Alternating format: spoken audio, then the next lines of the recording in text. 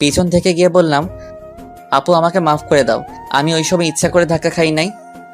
জানি। আচ্ছা তোমার কি মন খারাপ? কেন তোর এমন মনে হলো? তোমাকে দেখে মনে হচ্ছে তোমার মন খারাপ। আচ্ছা বাদ দে এই কথা, তুই বল তোর জিএফ কেমন আছে? আস্তাগফিরুল্লাহ, নাউজুবিল্লাহ আপু, আমার কোনো জিএফ টিএফ নেই। কি বলিস? আর আমিও বা কাকে জিজ্ঞেস করলাম, তুই তো পিচ্ছি, তোর আবার জিএফ আসবে কোথা থেকে? আপু তুমি কিন্তু আমাকে অপমান করছো। তোর আবার মান অপমান আছে নাকি? নাই মানে অনেক বেশি আছে। আর আমার বয়স 19 হলে পিচ্ছি হলাম কিভাবে? ও লে লে লে, এই পিচ্ছির দেখি 19 বছর হয়ে গেছে, আমার বিশ্বাস হয় না। তা কি করলে তোমার বিশ্বাস হবে শুনি? সেটা আমি কি জানি? আমি জানি কি করলে বিশ্বাস করবা। কি করবি তুই? দেখাচ্ছি কি করি। বলে জান্নাত আপু জড়িয়ে ধরে প্রায় 5 মিনিট ধরে আমার ঠোঁটটা এক করে দিলাম। জান্নাত আপুকে কিস করার পর যেই না ছাড়া পেল। পিচ্ছির শয়তান কুত্তা, তুই আমার সাথে এটা কি করলি? উফ আপু লাগছে তো। আর আপনি তো বললেন আমি পিচ্ছি না, বড় হয়েছে সেটা প্রমাণ। তাহলে এখন কেন মারছেন? হুম, কিন্তু তাই বলে তুই এভাবে অপমান করবি? শয়তান একটা। আচ্ছা আমি না হয় জোর করে করলাম কিস, তাহলে তুমি বারণ করলে না কেন? তুমিও তো আমার সাথে মত দিলে কেন?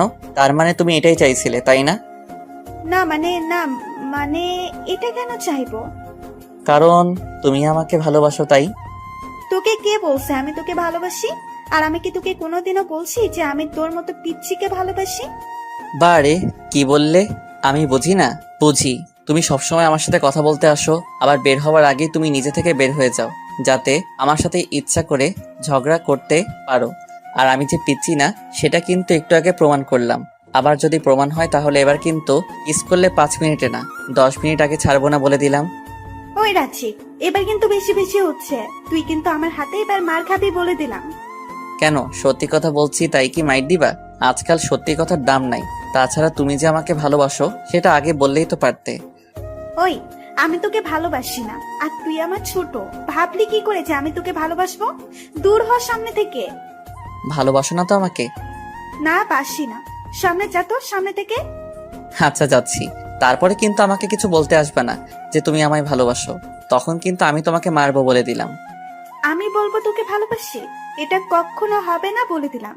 আর এখন যা তো এখান থেকে, নয়তো আমি চলে যাচ্ছি। তুমি গেলে যাও, আমি এখন যাব না, একটু এখানে লাইন মারবো। কি? কার সাথে লাইন মারবে? সেটা আমি তোমায় কেন বলবো? বলিস না। বলেই জান্নাত আপু চলে গেল।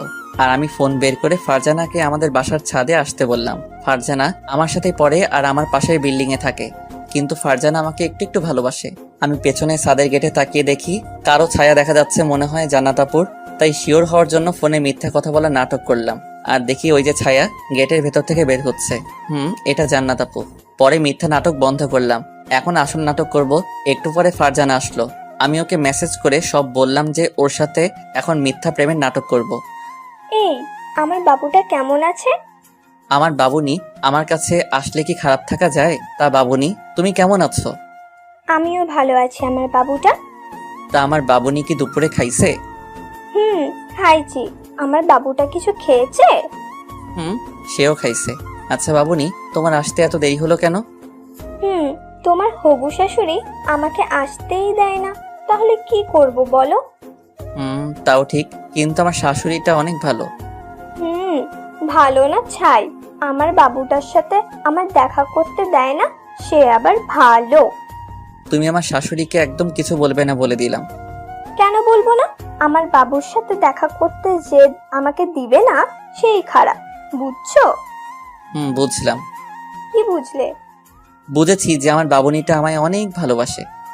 আমার বাবুটা কি আমায় ভালোবাসে না? সেও তোমায় অনেক ভালোবাসে। মা। নাটু। আমি আর ফারজানা মিটিমিটি হাসছি আর আর চোখে দেখছি যে জান্নাত আপু রাগে ফুলছে, কিন্তু কিছু বলতে পারছি না। একটু রেগে দুঃখে চলে গেল। আমি আর ফারজানা শুধু হাসছি দাঁড়িয়ে দাঁড়িয়ে। একটু পরে আমি চলে গেলাম ছাদ থেকে নিজের ঘরে। পরে বাইরে বন্ধুদের সাথে আড্ডা দিতে গেলাম। রাত 8টার দিকে বাসায় এসে ফ্রেশ হয়ে পড়তে বসলাম। 2 ঘন্টা পরে খাবার খেয়ে ফেসবুকে ঢুকলাম। ঢুকে আমি ইন এ রিলেশনশিপ স্ট্যাটাস দিলাম। আর আমি বের হয়ে আসলাম, কারণ এখন থাকলে এত বেশি মজা পাবো না। মজা পাবো কাল কলেজে। পরে বেশি চিন্তা না করে ঘুমিয়ে গেলাম। সকালে মায়ের ঝাঁটার বাড়ি খেয়ে ঘুম থেকে উঠলাম। উঠে গোসল করে নাস্তা করে কলেজে যাওয়ার জন্য রওনা দিলাম। কিন্তু আজ জান্নাত আপুকে দেখলাম না। পরে দেখি ফারজানা আমাকে ডাকছে ওর সাথে যাওয়ার জন্য। আমিও ওর সাথে হাঁটা শুরু করলাম। একটু পরে পিছনে চেয়ে দেখি জান্নাত আপু আসছে। তাই আমি আর ফারজানা ক্লোজ হয়ে হাঁটছি, আর তা দেখে জান্নাত আপু রাগে ফুঁসছে। আমি আর ফারজানা হেসে কথা বলতে বলতে কলেজে চলে আসলাম, আর জান্নাত আপু আমাদের পিছনে পিছনে চললো।